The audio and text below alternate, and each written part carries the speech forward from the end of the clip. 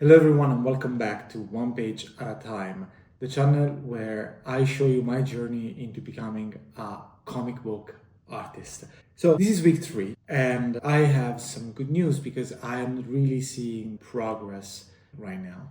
I have been developing a new story. I've also been working much more on the Draw a Box course, and I've also introduced more consistently the exercises presented in the book by Mattesi, Force Drawing. So first of all, when it comes to Draw a Box, now I'm in the so-called second 50. So this is a part of the course where you have to draw from box number 51 to box number 100 with specific instructions and according to specific rules. It is very boring, guys. If you want to start the course, you need to understand that at some point you will get bored, and that particular point for me has already arrived. And it is very repetitive. The only difference between the first 50 and the second 50 boxes is that there is a slight change in the foreshortening of the elements you're drawing, but by and large you're doing more or less the same type of work, but you also understand why you're doing the things that you're doing. You're training your eye, you're training your brain into developing this spatial intelligence that you need when you're placing things on paper. And I am mixing this course material with some completely different stuff because otherwise it would be too boring for me to continue just with this type of rote repetitive exercises. And the other source is for me the Force Drawing by Mattesi, as I said many times. And this is a completely different approach. There is no emphasis on structure as much as there is emphasis on rhythm, of opinion, intention, style, and basically they are almost polar opposite because in the Draw a Box course you are focusing on literally how stuff is built. You're literally looking at building blocks. Everything is reduced to a block or a box, and you really work on the structure of things.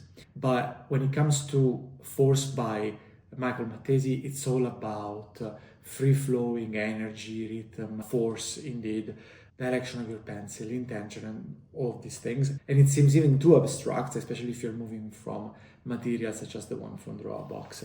I'm showing some of the exercises that I've been doing, and I still not there. If you look at the material that Michael Mattesi presents, it's so visually powerful, and I think that it will take years before one can really get to that level. Also, another part of the development this week is that I worked on one more one-page story. As you guys know, I developed these one-page stories because I think that they are the best for me in this moment to understand how much I'm progressing. And from week 1 to week 3, I can already see a massive progress. And this is so encouraging, not just for me, but for everyone who wants to start this journey, wants to become a comic artist, even if they are already adults, because literally you see a huge progress in a matter of weeks. At least I saw it in the quality of my drawings, and I really attempted also here to draw hands, which are notoriously difficult to draw, with some decent results, at least what I would consider encouraging at this stage of my learning path. And I share the story on the screen so that you can read and you can also comment and you can see if you like the drawing style. Maybe I will color this story, maybe we will not color it. But yeah, this is it for this update. And for week 4, I will probably give you more of the same because these are early days. So a lot of drills, a lot of working on the basics. And thank you guys for being here. And as usual, we take it one page at a time. See you later.